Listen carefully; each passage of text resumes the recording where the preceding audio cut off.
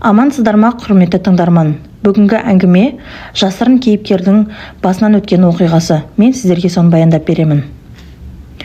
Менің атым Жандос. Бұл оқиға менің өмірімді асты үстіне шығарды. Ол кезде небәрі 25-те едім. Оқуымды бітіріп, ауылға ата-анама көмектесуге келгенмін. Біздің үймен көрші Қайрат аға тұратын. Ол кісі менің ағаларымдай болып кеткен адам еді. Ал оның әйелі Айнұр жеңгем. Ол туралы сөз бөлек. Айнұр жеңгем біздің үйге жиі келетін. Анама нан жабуға, үй шаруасына көмектесетін. Ол бөлмеге кіріп келгенде бүкіл үй іші жинап кететіндей болатын. Оның күлкісі, жүріс-тұрысы, тіпті үстіне шығатын жұпар иісі менің есімді ала бастады. Басында мен бұл сезімді жеңгеге деген құрмет деп өзімді алдадым. Бірақ бір күні кешкі уақыт еді. Анам көрші ауылға тойға кеткен. Мен аулада мал жайғап жүредім. Айнұр жеңгем қолына бір табақ ыстық бауырсақ алып кіріп келді. «Жандос, анаң жоқ па? Мына дәм татсын деп әкелгенмін», деді ол биязы дауыспен. Ол маған жақындағанда мен оның көзінен бұрын соңды көрмеген бір ұшқынды байқадым. Оның еріндері күлімдеп маған бауырсақ ұсынды. Сол сәтте менің санам балдай тәтті екен деген ой сап ете түсті. Бұл бауырсақ туралы емес, дәл сол сәттегі жеңгемнің бейнесі туралы еді.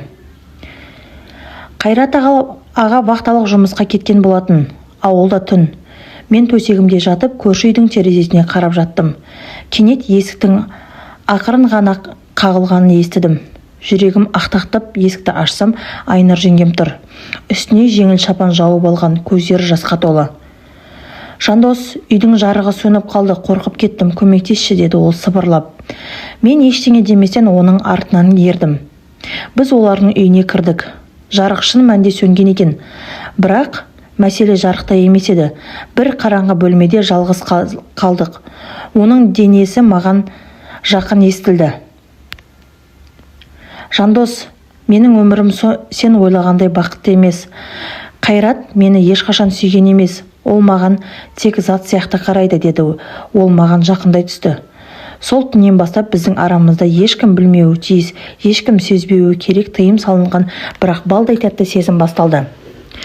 Біз әр түн сайын кездесетін болдық. Әрбір кездесуіміз жардың шетіндегі жүргендей қауіпті, бірақ сондай қызық еді. Ауыл деген құлағы бар қабырға. Біз қанша сақтансақ та бізді біреулер байқап қалыпты.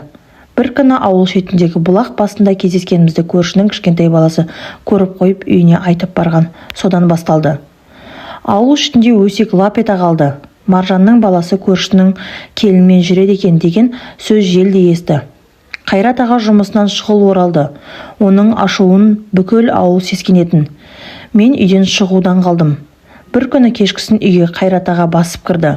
Қолында мылтық, көзінде қан ағып тұрғандай.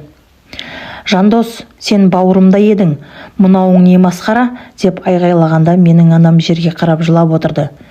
Мен бәрін мойындауға дайын едім, бірақ Айнұр жеңгемді қорғауғым келді. Сол сәтте Айнұр жеңгем үйге жүгіріп келді. Оның еш кінәсі жоқ, мен оны сүйемін. Сенің тозағыңнан құтқарған жалғыз адам осы, деп айқай салды. Бұл отқа май құйғандай болды. Қайрат аға Айнұрды шашынан сүйреп алып кетті. Сол түні менің өмірімдегі ең ұзақ түн болды.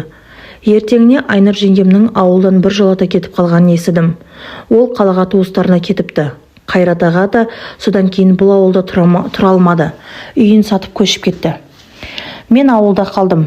Бірақ бәрі маған басқаша қарайтын болды. Арада жылдар өтті. Мен қазір үйленгенмін, балаларым бар. Бірақ кейде күздің қоңыр кешінде бауырсақтың иісі шыққанда немесе көршінің үйінің терезесінен жарық көрінгенде менің есіме сол балдай тәтті жеңгем түседі. Бұл махаббат па, әлде жастықтың қателігі ме білмеймін. Бірақ менің жүрегімде сол сезімнің орны бөлек. Біз бір-бірімізді бақытсыз еттік, бірақ сол қысқа ғана уақытта біз нағыз өмірдің дәмін таттық.